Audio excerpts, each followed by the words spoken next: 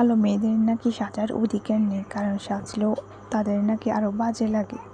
বউ, প্রেমিকা, গার্লফ্রেন্ড সব কিছুতে গায়ের রং সাদা হওয়া চাই, না হলে বন্ধু মহলে নাকি সম্মান থাকবে না। যারা এত বড় বড় মুখ করে কথা বলো সবাই আটা ময়দার কামাল।